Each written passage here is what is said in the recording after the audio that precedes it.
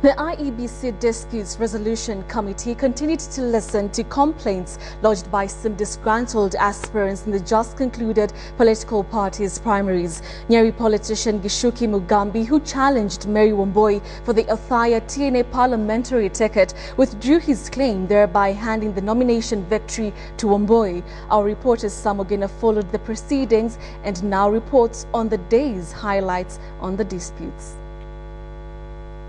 Business magnate Mbaru may not contest for the Nairobi gubernatorial seat after all if IEBC acts on a protest later by TNA to bar him from the race.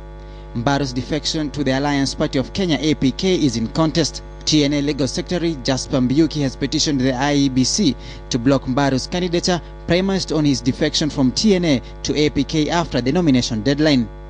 Mbiuki equally urged IEBC to slap severe sanctions to both Mbaru and APK for circumventing and disregarding procedures governing political party activities in the country. TNA says Mbaru is a paid-up member of the party and his defection came after the January 18th defection window was shut. Mbaru decamped after losing the primaries to outgoing Embakasi MP Ferdinand Waititu. The businessman got a lifeline after the Mbaru's party included his name in its party list as Nairobi's gubernatorial aspirant.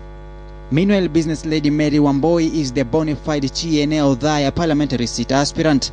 Wambui's challenger, Gichuki Mugambi, withdrew a petition filed at the IEBC Dispute Resolution Tribunal on the final day of hearings. Gichuki's earlier certificate as TNA aspirant for Othaya's seat was immediately revoked on grounds that it was erroneously issued. IEBC directed TNA to amend its party list to reflect Mary Wambui as its aspirant for the Othaya seat. Equally, Gichuki turned around to recognize a consent he had earlier rejected between TNA and Mary Wambui.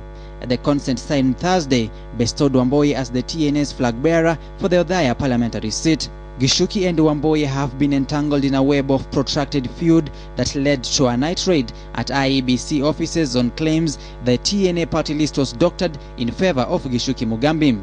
Myself, I was thrown out of my office. Likewise, ODM National Elections Board Chairman Franklin Bett shielded the party against claims of unfairness.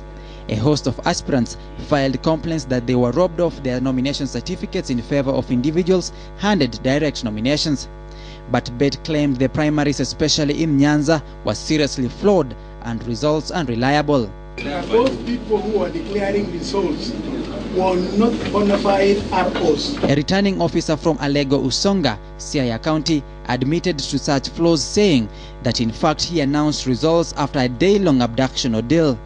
At some point, ODM resorted to estimation of the final tally to pick their aspirants.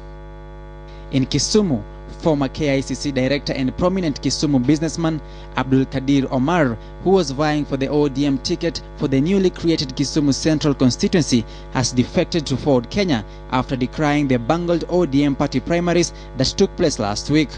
The IEBC Dispute Resolution Tribunal is expected to hand in its verdict on the over 100 party primary cases filed before it on Saturday. Ogina, KTN.